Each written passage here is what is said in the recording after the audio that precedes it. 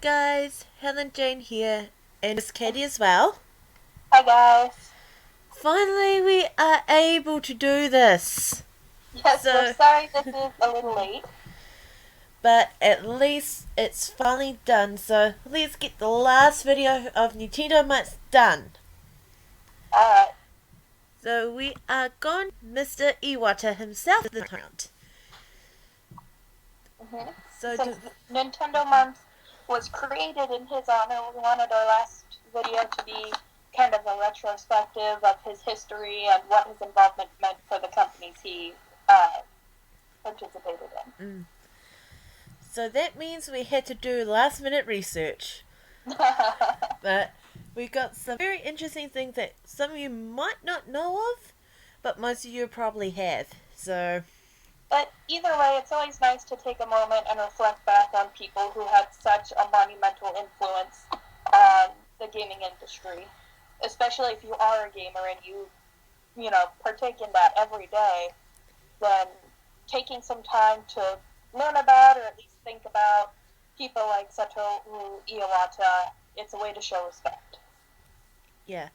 So, for his pretty interesting area, at an early age, Iwata expressed his interest in video games. And this probably was the drive to create his first game in high school.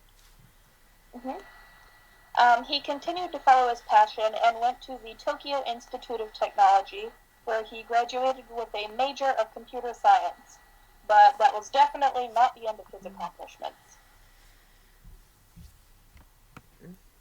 Because of that, during his studies, he joined HAL Laboratory during the study, which is really cool.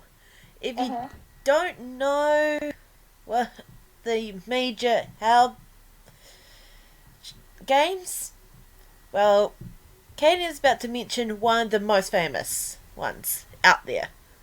While he worked with HAL, Iwata had a major hand in the game Earthbound, which is part of the overall Mother series. The only one that was released originally in America was Earthbound, but there were other games as well that were released in Japan. They were very popular. They remain popular to this day, and Iwata was a big driving force behind that. And he was also he did not create Kirby, but he was once again a driving force towards getting Kirby published. And because of how Earthbound is popular in America, there is a site out there called Starman or Starman.net. And if you followed Steven's vlog, you probably know how Steven and Mel met through Starman.net and how he and Chugga became friends. Chugga being Chugga Conroy. So not only that Earthbound was a really popular game, it also created everlasting friendships and marriage. Yep. So during his time at HAL, he ended up becoming president thanks to the third president of Nintendo, Hiroshi Yamauchi, when the company was almost bankrupt in 1993. And thanks to that, Iwata got the company back on their feet before he left for Nintendo. Which is really, really cool because if HAL went bankrupt, we wouldn't have any more Kirby, or there won't be that driving force to include Earthbound in the Smash games. Iwata joined Nintendo in 2000 as the head of its corporate planning division. With him on board, Nintendo continued to grow and expand with new ideas and new gameplay that people would actually enjoy. In May of 2002, he took over for Yamauchi and became the fourth president of Nintendo, which led to his involvement in several Nintendo series, including Super Mario, Pokemon, Animal Crossing, Star Fox, Metroid, Zelda, F-Zero, Smash Brothers, and Pikmin. So he was all over the place. Mm. Um, What I while he, what I'm trying to understand, I don't know if this is 100% correct, but what I read that Iwata became the first non-family president of Nintendo. that's true. Up until that point, Nintendo had been passed down generationally, but he was the first one to be Mm. given leadership because of his skills and his vision, and not only because he was next in the Mm. generational line. Um, like, for instance, while he's frequently credited as an executive producer for most of the games that he's involved in, he always did whatever he needed to do to help his employees make great games. Um, like, he developed the battle code for Pokemon Stadium. The entire system for that, he did that. In like the period of a week and without looking at the documents for the system of the actual Pokemon games.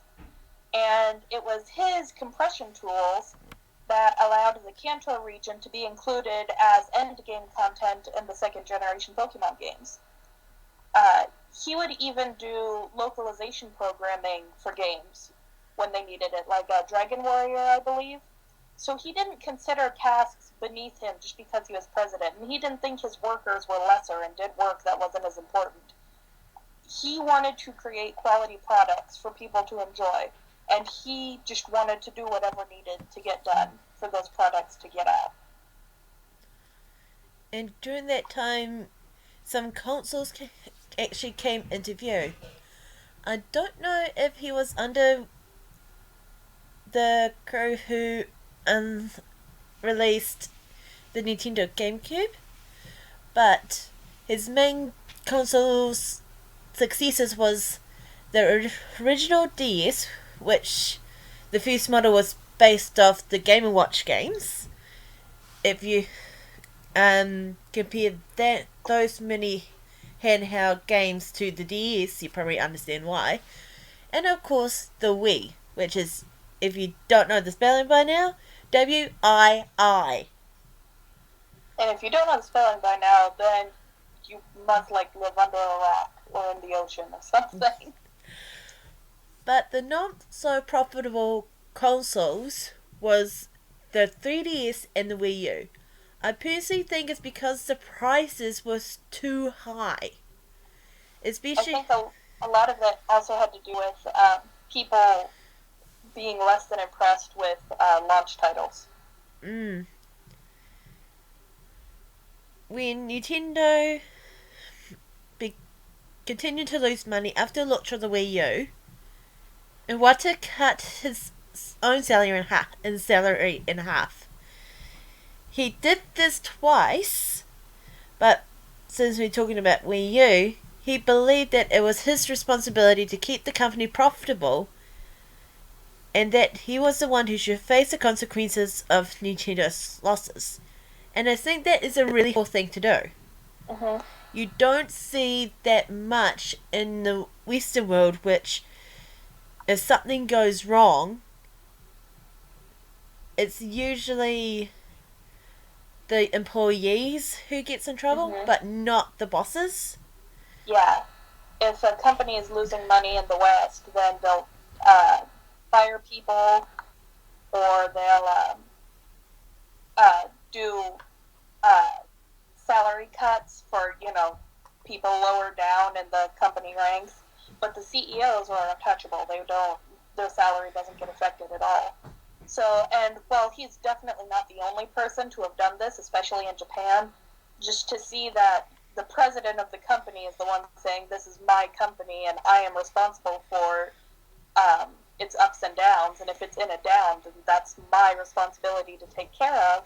And this money that we're losing, which I shouldn't be getting more when my employees are doing what they can." It's really refreshing to see that kind of philosophy. And I would love it to see that actually go into the Western world as Mhm. well.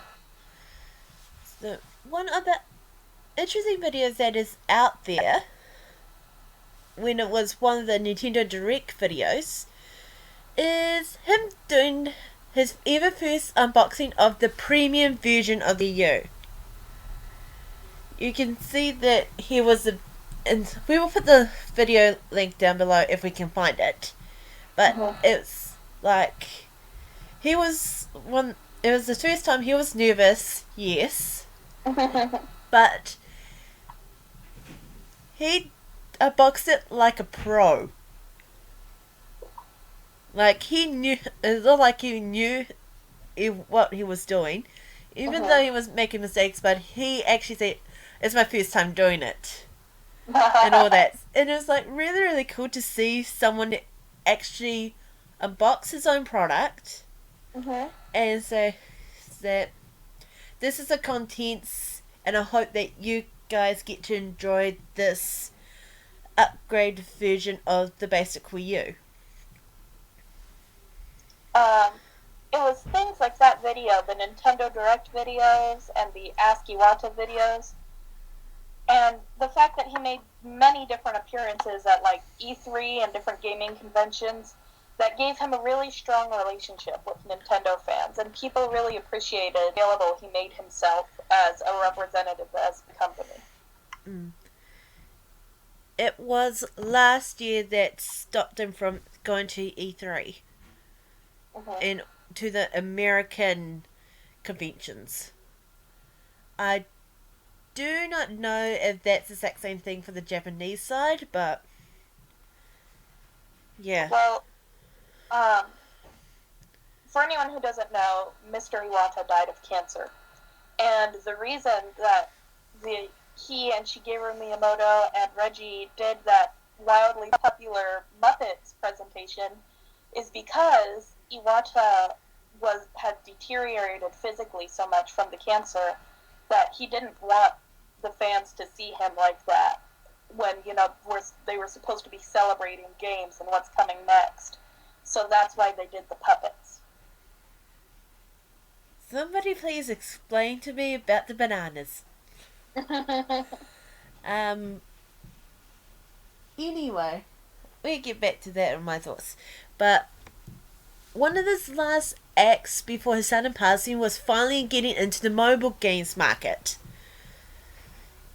Over the years, Nintendo was refusing outright to go into the mobile market.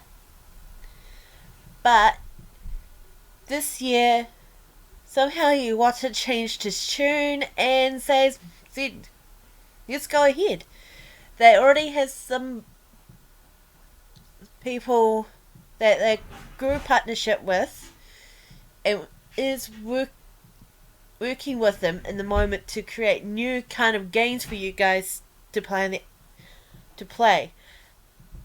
Like, have you even noticed that even though it was originally on the 3DS, but have you noticed recently that Pokemon Shuffle has been also moved to your local mobile store? Mm-hmm.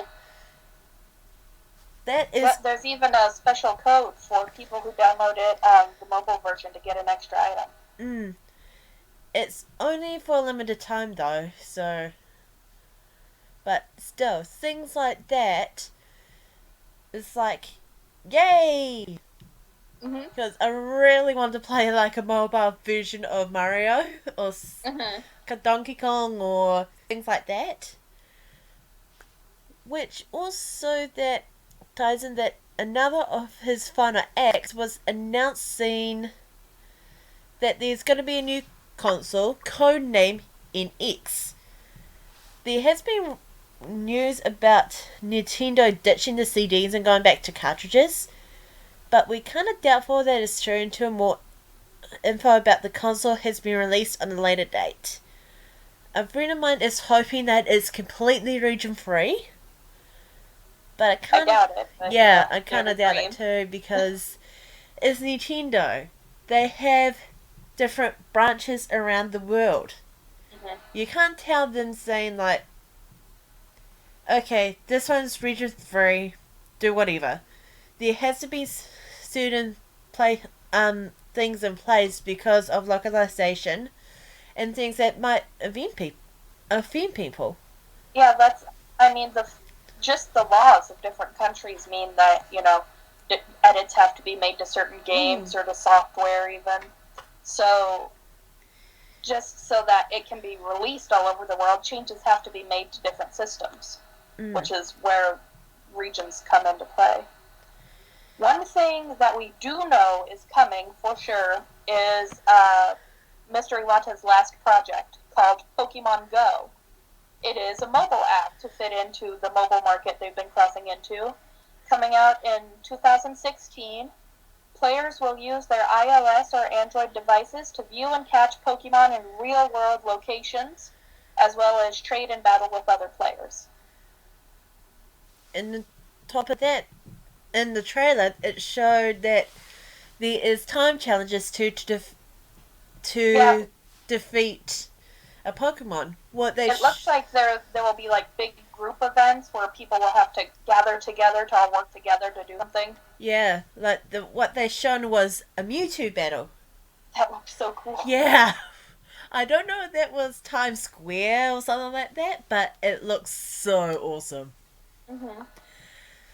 Addition to the app, there is going to be like a wrist, wristwatch like Bluetooth tooth item called the Pokemon Go Plus. You can put on your wrist, or in one of the pictures that I saw, you can put it on your clothing. No matter what, it will help you to alert you or other players to nearby Pokemon and other in-game events without players to have to consistently watch their phone all the time. I mean, people have work, people have like their school, family, and all that, and no one has time to like, oh, I need to go to check my phone. That's why the Pokemon Go Plus is there, because it will transmit through Bluetooth to tell you if there's a Pokemon nearby. Mm-hmm. It's going to like. I'm just really excited for what this is going to do to like society as a whole. Mm. Everyone is going to become Pokemon trainers, and I'm really Yeah, excited for at Pokemon last Go. too, because we play like Diamond, Pearl, XY, Fire Red, Green, Leaf Green, sorry, Heart Gold, Soul Silver, those kind of games for all our lives. Mm-hmm. And some of us when we were kids wish that we were Pokemon trainers ourselves. Like me. And finally, after all these years, this happened. This actually did happen, and it's going to Yep, be released next year. this is probably about as close as we're gonna get to ever being actual out on the road Pokemon trainers. But hey, it will work if we go to like conventions, if they decide to do like a group thing there, or if you want to go for a walk, you might catch a Pokemon on the way. Mm-hmm. You, it's one of the things that you never know what's going to happen. Exactly. So I think that was a final great project that Iwata was working on. And it shows some. He was always about what do people really want? What can we give to people that they're just gonna love? And it's because anyone who plays Pokemon has always wanted to, in real life, be a Pokemon trainer, and it's like his final gift to us was letting us be real life Pokemon trainers. Mm. And I guess that's probably another reason why he says, yes, let's do the mobile game. Mm-hmm. Because smartphone apps are getting much more popular these days. No matter how Definitely. ridiculous it is, or how wonderful the app performs, it's going to be popular. That's why a lot of the criticisms that were leveled at things like the DS, 3DS, Wii U, are that it had a really big focus on the casual gamer market and didn't have a lot of titles for really hardcore serious gamers. And part of the reason is because with the rise of things like app games and stuff, there are so many more casual gamers. It used to be you either didn't game or you were, hardcore all the way, you knew everything about it. But now there are so many people who just, play, maybe half an hour every day for fun, that appealing to that audience is what you basically have to do to make money, because there's so many of them, and a company can't just stay afloat on the hardcore market. So, or at least not a company like Nintendo, games like MMOs, that's a different brand, that's different.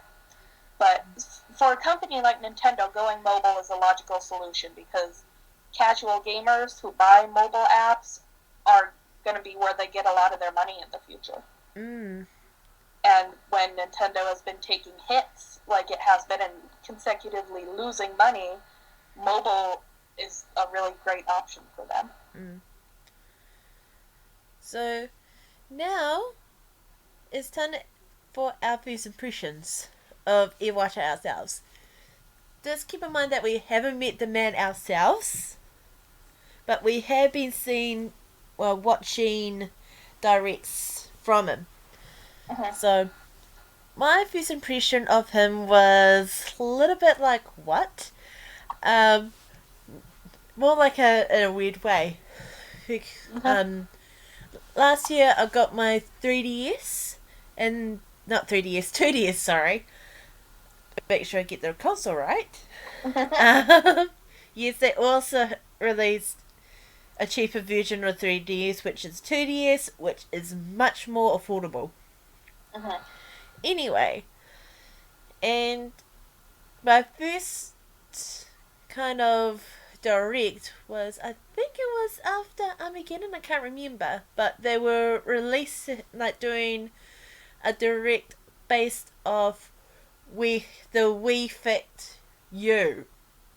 I know, it sounds corny, but when I first saw the direct, it was first saw like the new and improved Wii trainer, and what they did was the directly sign, which is two hands parallel apart, then push forward. Is And that was like, what? Then after that, it showed Iwata. Is like, okay, who's he? Who is this guy? Um, but we most then like E3 came. There was thing related to when Smash Brothers for Wii U and 3DS promo came out. Is him and Reggie fighting?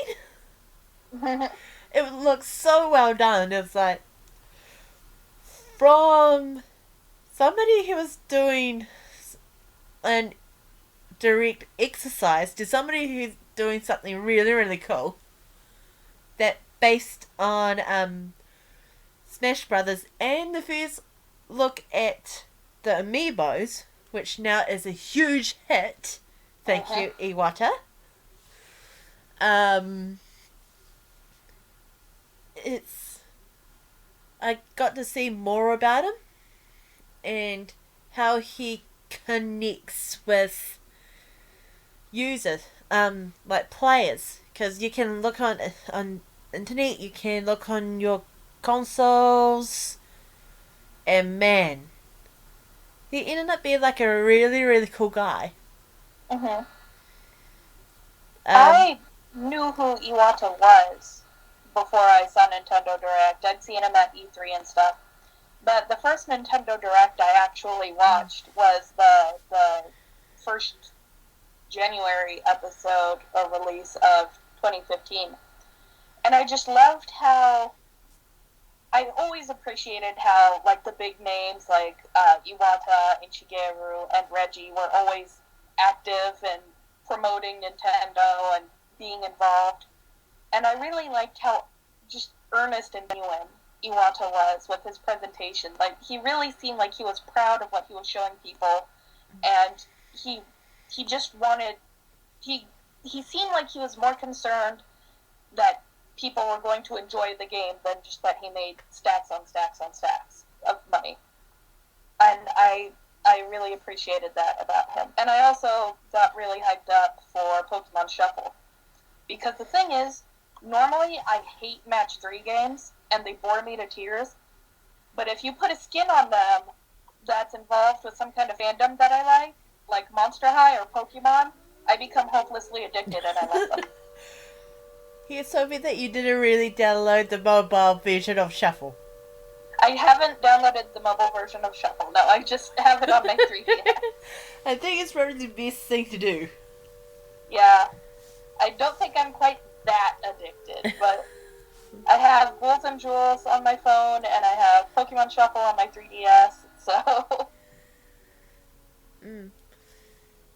It's like, over the time that we got to see the directs and the E3s, I just love how he thinks of different ways to connect with players before handing off to either the Reggie or other areas of Nintendo, because he's like, of course, the main three that we know of there is Europe / UK. There is the home base in Japan, and there is also Nintendo of America, and also Canada, on top of that. But there's probably other branches of Nintendo out there as well that helps with the localization for that region. Definitely is. Yeah. And how he hands it off to the president of that area is show that he wants to get his part out of the way first. Let the others talk about the games that are coming into their region, then come back for any parts that he missed or planned that he wanted to do at the end. Which I think is actually really clever. It showed that he had a respect for his employees. And not just employees, but just his coworkers and the people who he knew helped make his company what it was. He respected them and he trusted them. So, overall, Mr. Iwata definitely left some big shoes to fill. He made an enormous impact on the gaming community, not just in his work on the games themselves, but in his presentation of the company and of himself to consumers. Because Nintendo has always had a reputation for being this warm, friendly, feel-good company. You know, for older gamers, they have their nostalgia and fond memories of like their NES or SNES, and they can fall back into those games, and it's like this welcome respite from the adult world. And for kids who are just now getting into the world of gaming, Nintendo has always had something colorful and fun and child-friendly that would welcome a young gamer into the fold without intimidating them. And Nintendo games put so much emphasis on, playing with friends, having fun, It's not a really intense atmosphere like some games create, which, people who play those games enjoy. But when you're just getting in, something really, not easy, but something relaxing like a Nintendo game will really draw you to the circle of gaming. Like Oh, for example, Nintendo Land. exactly. It helps you get used to the Wii U, but it's something for like new gamers who just got a new console like that to learn about how things work in a nice, bright, colourful way. Exactly. And Iwata's Nintendo took all of that a step even further by letting the world get to know the president himself and feel a real connection to the company that very few other big corporations have been able to achieve. And he genuinely cared about all of his customers, and the industry is just not going to be the same without him. So thank you for all that you've done, Mr. Iwata, and may your puppet serve as a monument to your workers so that your legacy and spirit are never forgotten. Yeah. is a huge loss in the gaming community. Mm-hmm. But we I can, said puppet, yeah, that's incorrect. His Muppet. They're two very different things. yeah. But thing is, even if things we got weird, like with the bananas or stuff like that, it's gonna be hard to feel that energy and do things random and out there that might catch somebody's eye. Mm-hmm. So again, thank you, Mr. Iwata, for all that you've done. We all owe you, be it people who work in the industry or people who just enjoy your games. We owe you our thanks. So thank you. So that wraps up Nintendo Month. You know, as it reached into September, but it's okay. Yeah, you can't blame life. Exactly.